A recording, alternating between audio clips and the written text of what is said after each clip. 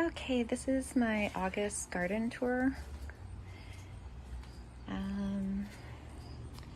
So we had some problems all summer with this climbing false hydrangea. I don't know if it's going to survive, but hopefully next year it will flush out again. I've got some banana bay hosta, Japanese painted fern, another false hydrangea, a couple heucheras here. First frost hosta is right there. This is a strawberry echinacea, and there is a dianthus down there. We've got some clematis on the trellis, and in between we have just the last remaining blooms from a Veronica speedwell. I'm gonna let them go to seed so they can reseed themselves. I've got some tall phlox, 2 varieties there, and some penstemon that I'm gonna let go to seed. See the seed heads? And lupins. Obviously some sedum, some low-growing sedum here. Different colors, different kinds. I just transferred some irises there. I have a little bit of phlox that must have seeded itself there.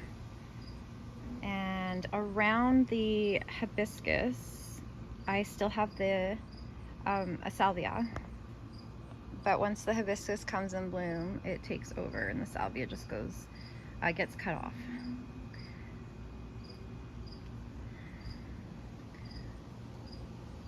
Oh, they're so pretty. So this one is a lot better this year. We had a lot of sun. We actually had a heat wave for 6 weeks, and then it only got cool this week with rain last night. So I've had to supplement water. So it's not as big as, like the shrub isn't as big as it normally is, but because it didn't get enough water. But it's nice and purple looking because it did get a lot of sun this year as opposed to last year when it just rained the whole summer. So this year was opposite, it just sunny and hot the whole summer. Go figure. Oh, the variety. So it's a rose mallow, and the name of it is Starry Night. Yeah. We got some Brennera. Some pansies are still making it, even during the heat wave. Surprised. All the other pansies died off. A couple of heucheras here. I think it's something peach, and then this one is wild berry. Okay. I'll go to the island. So this smoke bush has never looked better. It's a dwarf variety, so it doesn't get much bigger than this supposedly. But I think it just looks so beautiful, and it stayed purple even this late, because usually the smoke bush turns kind of green. Like there's the big, same variety, but a regular size smoke bush, and it always ends up going kind of a browny green. But this one stayed purple, so I'm really enjoying it. We've got some sedums down here and a dianthus, a lime heuchera, some Cheyenne echinacea. Midnight Sun Weigelia is brand new, showing some cool colors. I did put an Agastaki here and the Cat's Pajamas Nepeta there. So I moved those and cut off the blooms so they're establishing themselves. Some leftover penstemon. That is a euonymus. It's like a yellow kind of goldy color euonymus. The Japanese grass here called blood grass? Dragon's blood? No, dragon's blood is the sedum. But I think it's Japanese blood grass is the name of it. And then I have the cedar globe, blue spruce globe. This is just a hydrangea I picked from my endless summer. I just wanted to show how blue it was, because now they've all kind of turned green, but I picked this one when it was blue and I just put it in bird bath here. I've got some Atlantisedum, never looking better. Obviously, last year had too much water and it turned all leggy by this time and looked awful. But in this drought, it's just loving the drought. This is looking so great this year. I only got one piece, one tiny piece. What is this called? I forget. It's like succulent looking, and it does have like insignificant yellow flowers that I just cut off. But anyways, it does have a milky sap that apparently can give you a rash, so I try not to mess with it too much, but I do want to transfer some to the front yard. I want to say like the common name is called donkey's tail. Anyway, it'll probably come to me. I just forget. This is a sedum. It's like sun sparkle or something. Oh, there's a weed. Or dazzleberry. Sun sparkler dazzleberry. Yeah. I think, I'm not sure. And then, yeah, so I'm really not doing a lot of tours, so I'm starting to forget names really easily. Like I should refer to my list. But yeah, so this is Veronica Speedwell. I have a 9-bark here that is dealing with a lot of powdery mildew since I even purchased it, but there is some new growth and I've been spraying it with mildew resistant, so I'm hoping next year it'll flush out a little bit better than that. Another Cheyenne, Echinacea. There is some more Speedwell in there, but they're just all done blooming. Okay, so this is a Russian sage. It is the denim and lace variety that is supposed to be a shorter version. And I do love how after the blooms are spent, it still looks purple. That's really cool, so you don't have to cut it off. The problem is that you'll see down here, it only flushed out on one side and not the other. So it's like obviously not super happy, but we'll see what it does next year. I mean, it did not get overwatered, and I know Russian sage likes dry climates, so I'm not sure why it didn't love life this year. Just might not like this location. I don't know. I could move it to the front where it gets more sun, but we'll see. Okay, spinning around. There we go. So this is the north facing border, and I do have some pots in my sit down area with some annuals, and they're still doing okay. Like they're not spreading. You know how like super tunias like from Proven Winners will splay out everywhere and even like train down here and you have to cut them and stuff? This isn't. These are like regular, some sort of Canadian variety, like no name that I didn't get from the store, and they're just really behaved.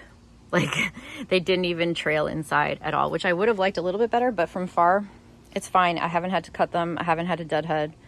I haven't had to do anything. So yeah, they're not as vigorous, but they're like maintenance free. So I have some on that side too. And the tomatoes, yeah, so the tomatoes are doing great.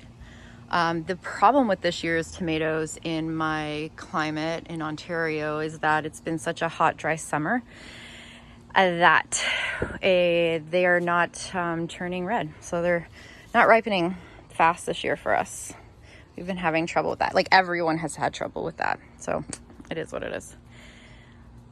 So this is an Ivory Halo dogwood, and I did cut it back to about here. So it's grown double its size, and I'll keep cutting it back down to there every year, so it just stays the size. I feel like this is perfect, and I don't want it to get any bigger, but it can get bigger. It can get like 8 feet tall probably. So behind it, the roses have finished, obviously.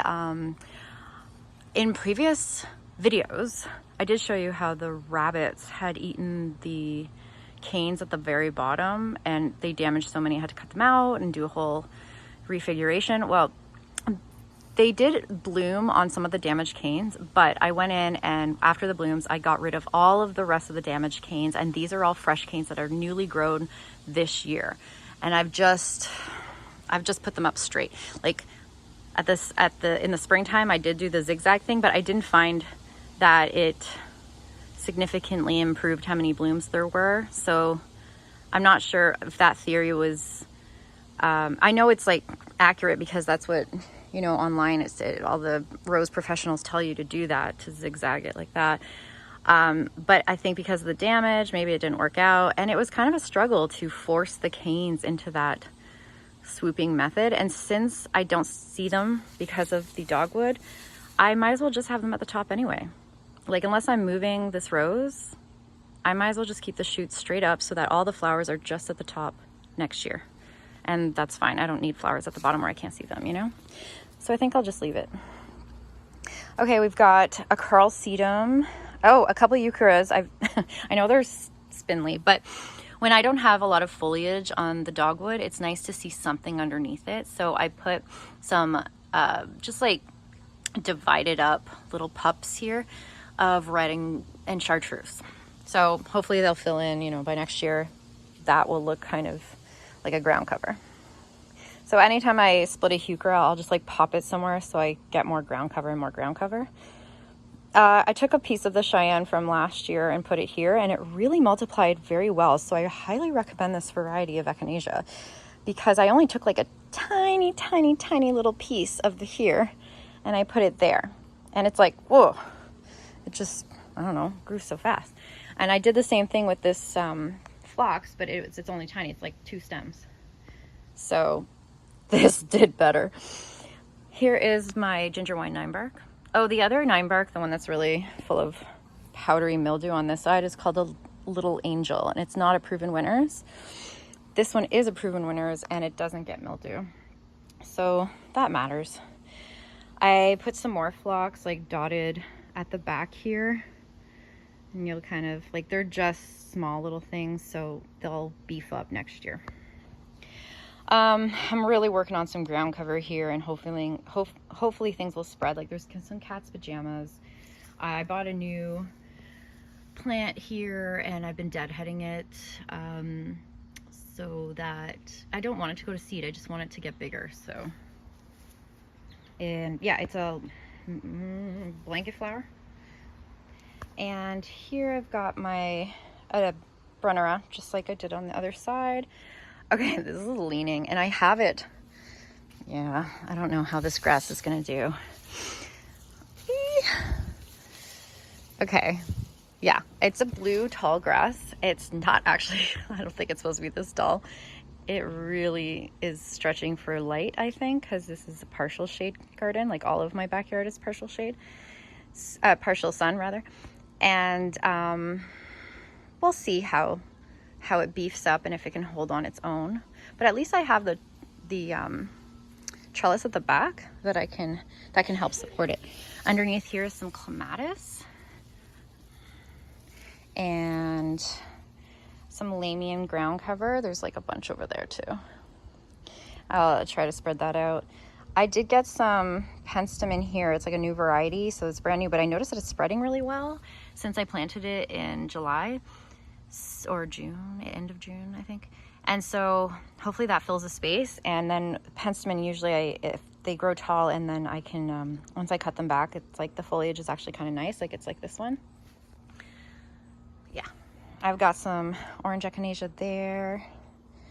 Oh, I just put in this Veronica Speedwell here just because I found extra somewhere. I got some more of these lupins. They've self-seeded around, so they'll just hopefully spread. And yeah, as you can see, when I deadhead, I just like drop it. So yeah, it looks kind of messy right now, but eventually all the sedums and all the ground covers will spread, and you won't see the soil. It'll look a little bit more purposeful, and then obviously all the new plants I buy will hopefully just spread out a little bit, just a little bit more, and even this guy. So it won't look so sparse. We've got Blue Star Juniper, another heuchera, some Angelina sedum, more lupins, some phlox accidentally left there when I moved all of these phloxes to the back. I guess I left some by accident, so I will move those once they grow up a little bit. Like, I just want to see if it is the same phlox as that one. I think it is. I really cut back the salvia because it was just like lying on the ground getting gross, so I just cut it back. It's not looking great at all. It's not my favorite salvia. cardamina. It's like one of the originals, and it just doesn't perform as well as some of the cultivars, so whatever. And then I have Carl Sedum here because like I got a pup from, always getting a lot of pups from this guy, and so I'll just move it around and see how it goes. I'm kind of disappointed that this pup is taking so long to get big. Like, this is its second summer here, and it's like, dude, it's time to take your space because the ground right there is ugly and I need you to cover it. Anyways, oh, the sun's out. So some pink echinacea. Oh, back here you'll see that grassy texture is just a lily, just a daylily. It's a really pretty one. It's kind of peachy pink, and it did its job, and then I cut it, and then hopefully this stuff will grow up in front of it and you won't, you know, see it, and just be grassy texture in the background kind of thing. I've got a pulmonaria and some monarda. I've got a boxwood here that's maybe struggling. I don't know. It's supposed to be a deeper green than that. It's starting to look a little chartreuse. This is Kapow tall phlox, and it is so bright. It doesn't really vibe, I find. But maybe, whatever. I'm just like, I pick all colors. Like, I don't want to pick a theme. Sometimes I was thinking about it. I was like, on this side, it's going to be oranges, reds, and yellows. And on this side, it's going to be pinks and purples and whites. But then I'm like, that seems like a lot of work, because sometimes you just want to fill space with whatever you got. It's just, I find that this one's overwhelming the boxwood right there. It's just so tall. I feel like it belongs further back, and that there should be a shorter layer here. And then this is like, you know, back somewhere. But I don't know. We've got some Artemisia, another wild berry, fire alarm heuchera, and lime heuchera, some cat's pajamas napida, another Jack Frost brunnera, some variegated. Oh, it's looking its best this year. This Aconocloa grass, it's finally doing well. It is taking like 4 years to establish. I do have some Dark Side of the Moon Astilbe there, but it's nowhere near as good as this other Astilbe that's a little bit more established in my garden. This one's just like the white veil or bridal veil Astilbe. So this is normally white, but I'm letting it go to seed in case it wants to spread out, and then I can add some somewhere else. I don't know what heuchera that is. And this is Autumn Frost hosta. A couple pansies are still surviving, surprisingly, and my ribbon arborvitae, a yellow ribbon arborvitae. I always forget. The last time I did this, I forgot this entire tree here. That tree is a tiger eye sumac, and it's stunted this year. I had moved it from here to here, and it put out all of its roots development. Like, that's all it focused on, because these, I want to say leaves, but they're not. They're more than leaves. They're like shoots. Like they're like palm, right? They're like palm leaves. They are supposed to be way bigger than this. Like, they're supposed to be big palms. And I think that, yeah, it just got stunted because it's focusing on, so normally it's not so empty right here. Like, that would be all filled with these long green, whatever, stems, leaves. But I did notice this year was the first time I got fruit. So that's the sumac fruit. I've never had that before. And once I get a lot of that, that's such a beautiful contrast with this chartreuse, right? So I thought that was kind of cool. I've never had those berries before, or whatever it is. Okay, so that's that border.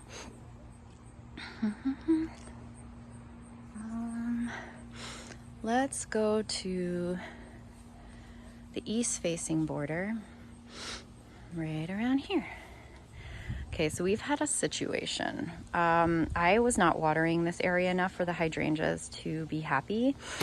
And then I ended up trying to stake these flopping hydrangea stems, and I snapped two in the middle. So two more were kind of down, and I tried to like push them to the middle, and I was going to stake them up, and they just snapped off. Like, they're so dry they snapped, they cracked.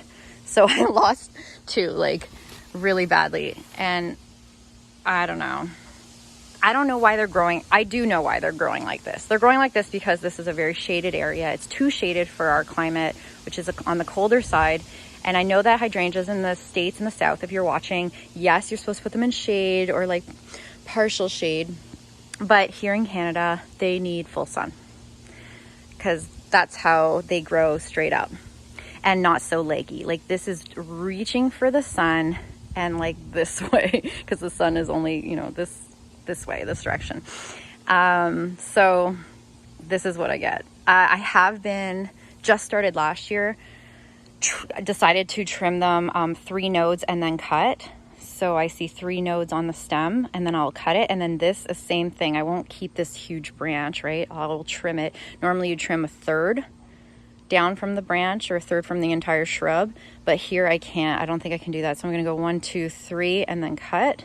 So it's gonna look like I'm gonna cut half the plant, and we'll see if the stems will get so strong, like a little stem here and then bigger and then bigger, and then it will, like the stem at the bottom will be thicker and then a little bit thicker and a little bit, you know, like, and then it'll hold up hopefully these big panicums. Look how big they are. So, oopsie, get these. I have dropped leaves all the time because my humongous trees right here are always dropping leaves. Look how big that panicum is. Oh my God. And it's going to turn red because this, I didn't even tell you what kind of panicle hydrangea this is, but it's firelight. So they are going to go red eventually. They're just taking a long time this year because, again, everything got paused in the heat for some reason. So Japanese painted fern. I've got some columbine here that's self-seeded. A little heuchera, midnight, I think that one's called. Rio. Another Brunnera. Black-eyed Susans. And some scarlet bee balm, Monarda.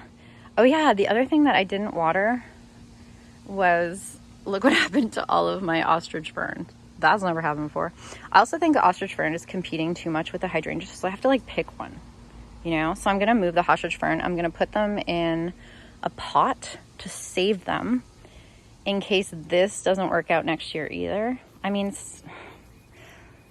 it's gonna work out. Like the blooms are fine. It's just the stems are wonky, that's all. Okay, so I'm gonna take those ostrich ferns out there as well as on the other side. This is my new hosta called Canada Blue. This is a very struggling ginger wine 9-bark, and I don't know why it's struggling. I know you're not supposed to prune them hard because they come back weird, and this, I guess, goes to show you, but it's weirder than my other one, and I did the same thing the other one, so I don't know. I think it's because it doesn't get enough sun and there's so much tree canopy that I'll see what it does next year. Because originally when I put it in the spot, it flourished. It got huge, got big, and it was awesome, but it was planted here because I didn't think this would get so wide. I thought it would grow up. And so I had this shrub here. But because this one's growing so wide, I had to move this guy because it was encroaching. I had to move him, and I thought in the middle of these 2 shrubs would make more sense. So now it has all the space it needs, but it's not growing anymore. I'm hoping it's just establishing itself like some of the other things I moved this year. So we have some shorter dwarf bee balm here. A little volunteer phlox here, taking forever to bloom because it's such a shady part. Lime heuchera, the sedum that I split from the little island bed over there that I forget the name of, that I thought would come back to me, and it hasn't. Wildberry heuchera, something silver heuchera. And we got some coral looking echinacea here that should be bigger, but I moved it, so it's probably just like, Some more pulmonaria. Some more of the black-eyed Susans Rebecca. This is a dappled willow, and I did trim it into a circle. See that? Like, it was wild before in the previous video, or the 2 previous videos. And this is the honeysuckle. It's called mandarin. Doesn't look like much right now, but it's covering the fence, which is great. I've got a spiderwort that stopped blooming, sadly. I did trim it a little bit because it was getting wild. I have a little bit of this taller Artemisia, and I don't love it, so I took out a bunch. This is a Weigelia called Spilled Wine Shine. Yeah. And it's supposed to be all dark leaf, but again, because this is a partial shade, it is going to green out a little bit, and that's okay, because like I can't ask for perfect. Jacob's Ladder, pink echinacea, doing the same thing as the other corner, only this is limelight hydrangea, and it also has a iron deficiency, which I can't seem to fix, even though I've been putting iron in the soil. It's probably going to take a year or two for all the iron to really be able to be absorbed, I guess, into the plant. Maybe, I don't know, they're pellets.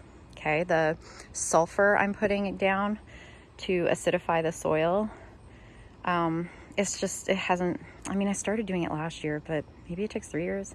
This happened last year too.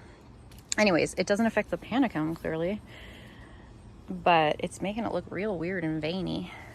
And the growth habit is also, again, just splaying out like crazy instead of shooting up. Because you think if it's trying to reach the sun, it would go up, but it's not, because the sun isn't directly up, the sun is out. It comes from behind me. That's where the sun, and then on that side of me. So, anyways, again, because I did such a harsh prune last year, maybe these stems are just, you know, when you prune something and then it like goes nuts the next year, like maybe that's what's happened here. And also the ferns are not looking great, so I'm going to take those out, and they're competing for moisture anyways, and I don't need them in that corner. Again, Scarlet Monarda. This is Admiral Phlox, White Phlox. We've got a creeping Emerald Gaiety Euonymus. Some more Black-Eyed Susans. I just divided up this lime heuchera, so it's looking a little sad. And then this was recently, not recently, it's been like a whole month and a half of Pulmonaria, because the one that was here previously had died.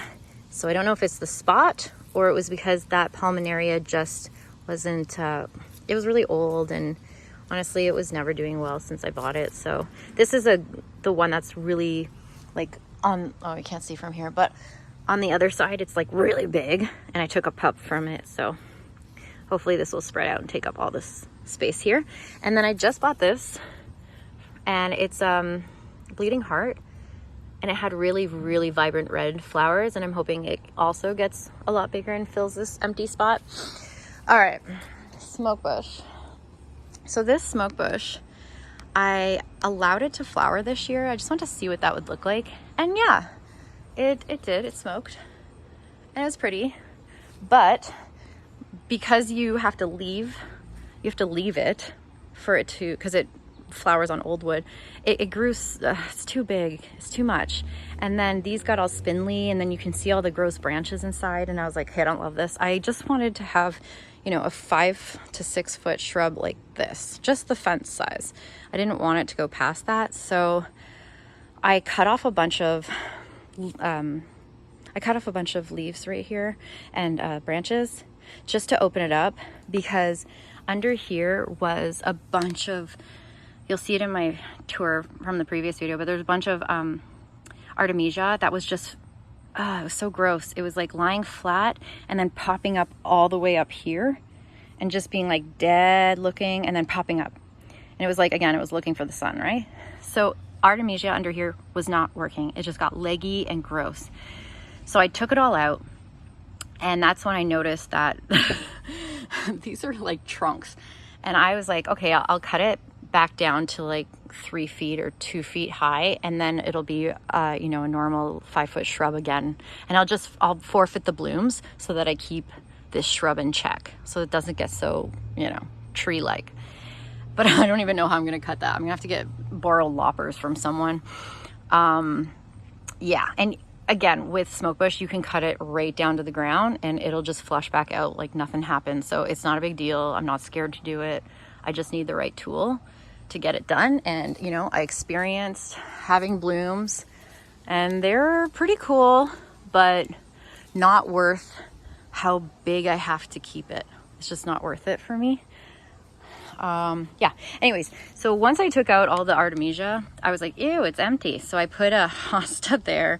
I put a Brunnera here. I put some Heuchera here, another Brunnera back there. And yeah, they look awful right now, but it's just because I just transplanted them, and they'll beef up like in a year or two. So it's fine. All right. Some more Hacanacloa, some more Heuchera, bee balm, but it doesn't bloom the second time. Like, it's the same variety as that one, and that one blooms the second time. I deadheaded this one, nothing comes back up. No idea why. It's been like that for years. Here I have butterfly weed that never does well. It just does this and then it dies. Like, it never flowers. So whatever. I did put in this to, I guess, replace it. This is gonna get 3x3, and it's just a little cedar globe, but it's yellow, so that's fun. It's called Anna's Magic Ball. It's a Proven Winners. This is the leftovers of my Coreopsis that is in zone. It's a zone 5 Coreopsis, which is not the best for mine. My zone is more of a zone 4. So it just survives, and it gets really long and leggy and floppy.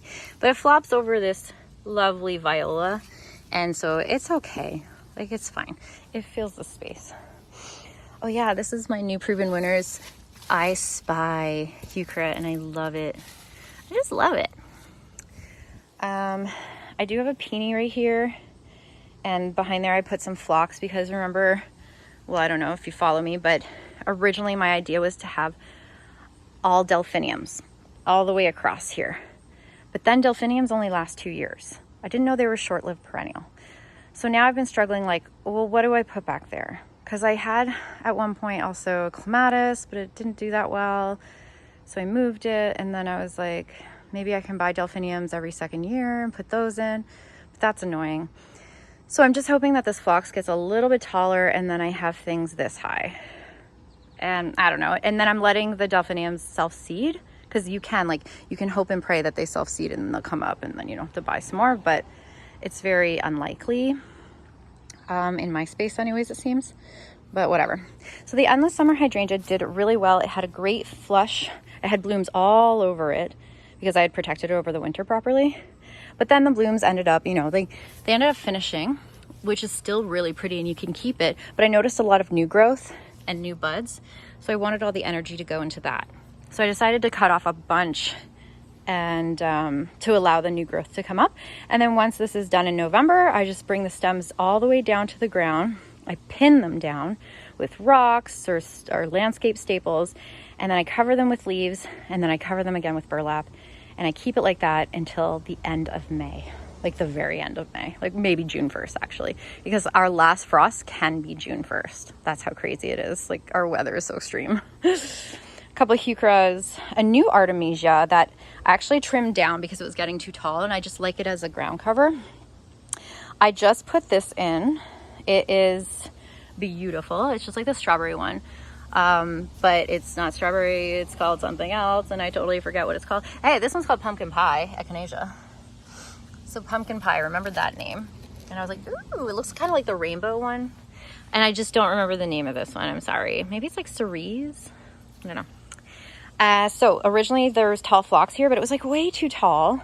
It was doing that thing again, like the other side, where it was like, here is the nice, you know, not even 1 foot, and then it's like 2.5, 3 feet. I was like, no. So I want something shorter, and then I put the phlox. I cut it all back and put the phlox there, and then I bought this. It's a Rebecca, and it's beautiful. I never thought I would like something so, like, I don't know, wistfully in the garden, but I do. Oh, got caught there. And I just think it's like really, really pretty because it's, I don't know, it's tall too, right? Doesn't that look nice?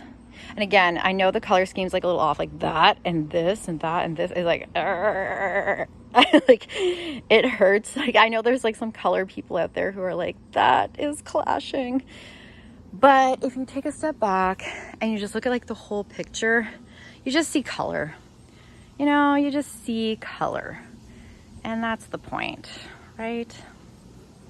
So I got penstemon on both sides. They bloom first, then the phlox blooms, that goes away, then this and this blooms. So now there's always something blooming in this area.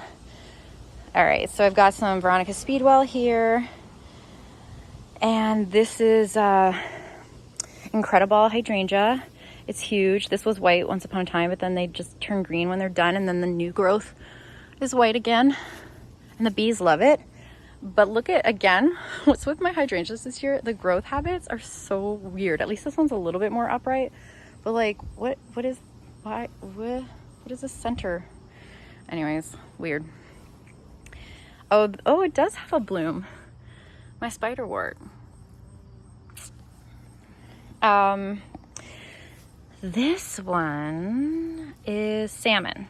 Yes, it's called salmon echinacea. Okay, back here I wanted some yellow, like that kind of yellow, not that kind of yellow. And so I took some echinacea from, or not echinacea, sorry, Black Eyed Susan Rudbeckia from over there, and I put it here. So yeah, it's looking a little rough, but it'll establish next year. And I also put some bright pink Monarda, so it'd be like bright pink Monarda first, and then Rudbeckia second. Oh, I skipped over my juniper. So this is a blue juniper. It's gonna get nice and tall and definitely like wider, like that probably. I keep it trimmed on the sides as best I can, but while still wanting it to get a little bit wider. And it's gonna get nice and tall. And I find like it echoes that blue spruce, you know, in its shape. And I think it looks really, really pretty. So it's called the Moonglow Juniper. Yeah. And then this is, I turned this into a tree just this year, and I know it's looking a little rough, but in the spring it looks beautiful with white flowers, and it's called the purple leaf sand cherry. The purple leaves turn into this green thing, greeny browny thing, just like the smoke bush. That's normal. New growth is still more purple. It has been eaten by Japanese beetles this year, and I didn't try to fight it. I just let it be, and I find that when I stand back, it's not something I really notice anyways. It kind of blends into the fence right now. Wish my fence was a different color. Like if my fence was white, like that part. Imagine if I just had a white fence. I feel like things would stand out a little bit more, except for the white flowers, of course. Oh, hello squirrel. Yeah, so, oh. That's my neighbor's kid, I think. So more phlox here. I've got a fire chief thuya. I've got a little volunteer brighter phlox, and I think that's it. So this is the south facing border. I would say it gets probably the most sun.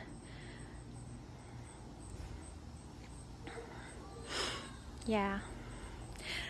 And then lastly, or not lastly, because the front yard is lastly, but this is my vegetable bed, and we just did some harvesting and then planting some cold crops. So our broccoli has not yet formed, and I don't know if it will, but I'm hoping. Yes, I can see it. Oh my God, finally. Because of the heat, everything was like paused, especially the tomatoes. Anyways, our broccoli, we'll see if we get some. Luckily it is cold hardy, so it can go all the way until September, October, depending on our first frost. Here I just added more lettuce. So we took out the lettuce that was over there, and we're putting in some more lettuce, which is pretty cold hardy. We put in some beets here. This is where our carrots were. So we pulled out the carrots, and now we've planted some more beets. I did have to pull this because our melons are huge. Our melons are so heavy that it's pulling the weight of this trellis, you know, that way. So I'm trying to keep it upright, and it's working so far. We have green beans. We have purple beans. They're really good. And we have peas. Where are some peas? Yeah, I just harvested a bunch yesterday. There's a good one.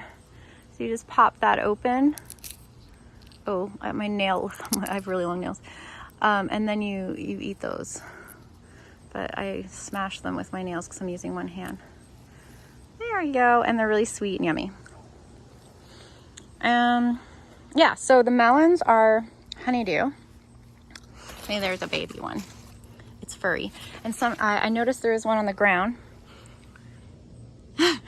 So there's some sort of animal, probably a squirrel, climbing up here and grabbing the little ones. I have a big one here and a big one here. And I don't know if like people usually let them be on the ground, but I didn't want them on my grass. So I have them up the trellis and I've trained them that way.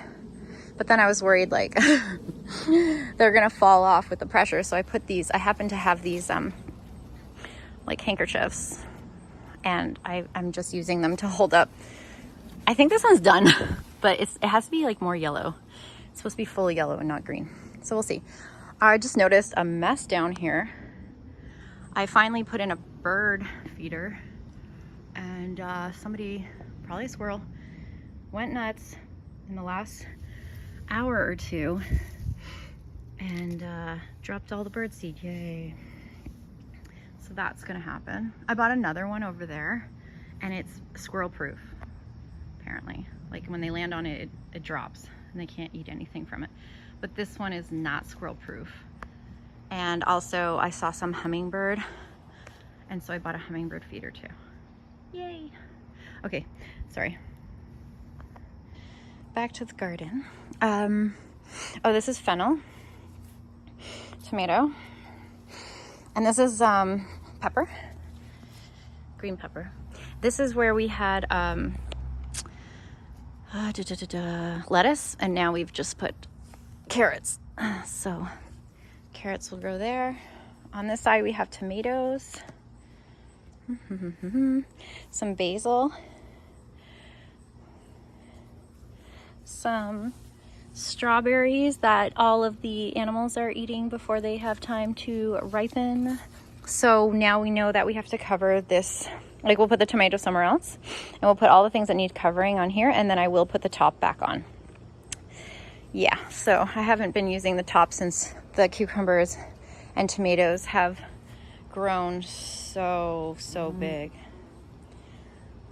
These are the cucumbers, and we have a bunny now, so some of our cucumbers are getting eaten now, but we already harvested like 25 cucumbers, so I think we're good. And there's still flowers, so we'll still be getting some. It's just now I've noticed the critters are really onto us, and they're snacking. Like, I can't even find a cucumber right now. I found one on the ground, half eaten. Yeah, I don't really see one, but that's okay. They're always hidden, and they suddenly show up, and they're like huge, and then you're like, oh, where did you come from? So yeah, that's what we have there. Now I will go to the front yard to show you what's up there, what's been happening.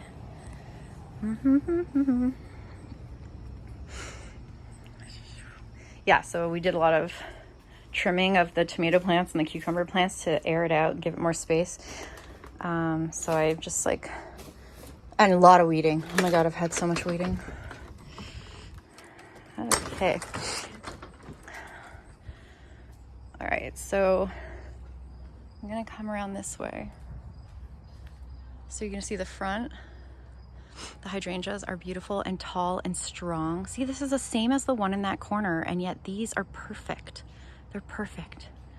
I mean, no, wait, okay, they're not perfect. Look, they also have a deficiency of iron, I believe. So yeah, I have been supplementing the soil, but it's not working. And then there's a bunch of heucheras underneath that look splendid. Just like a little pop of color that matches the brickwork.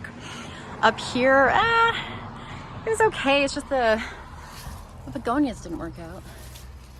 But these vines did. These sweet potato vines. And the coleus on this side is doing okay, and this side's doing okay. Anyways, yeah. I don't really think you even need the vines. Because these are so tall, I mean. Okay, and then on this side, it's the exact same thing. So yay, I think it looks great. Okay, down here. So this obviously doesn't look great because I just put this in. These are supposed to fill the entire space. Like, they're supposed to get 30 by 30 inches. as well as that one. So these are gonna take up this whole spot, and I'll be right. This is gonna be a little walkway of snow and summer. Yeah. It's kind of like creeping phlox basically, but like, I don't know, icy looking. There's a couple heucheras there, but I'm probably gonna move those. I'm gonna be putting all, maybe, because I don't know, annuals here. These are the Bobo hydrangeas. This one browned already, don't know why. This one I just planted this year, so it has to establish because the other one died. These are doing fine. A little bit of hens and chicks here. And some, this is actually just finished up flowering cedar maker. It's just because like when there's grass there, it's hard to cut with the lawnmower because this, yeah, it's just an awkward spot. It's a busy street.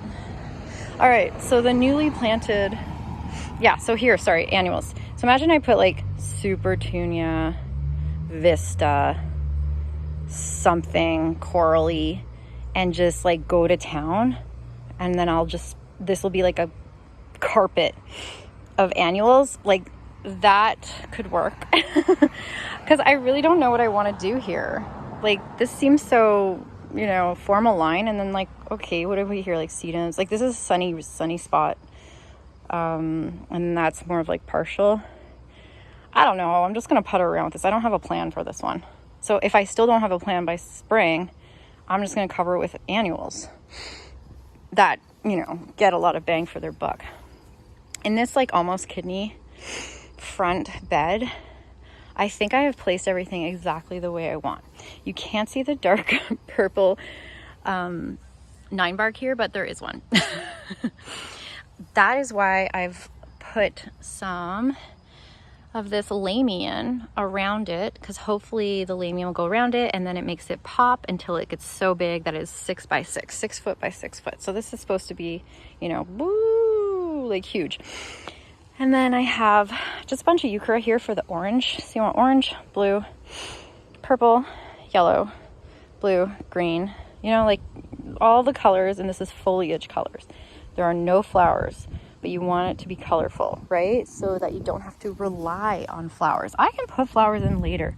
I want to make sure I do this right this time, as opposed to last time with the backyard. I was just focused on flowers. I didn't really know anything about the whole rule of 4 foliage colors as your big established plants, and then add flowers as accents that flower like different times of the summer, not all at once.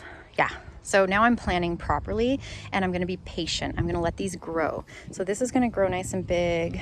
That's going to stay the same. This is a sedum I just bought, and it's going to like triple up probably. These are some grasses. It's boulder blue fescue grass, and I'm hoping will get big enough that I can have like maybe a drift right here of those.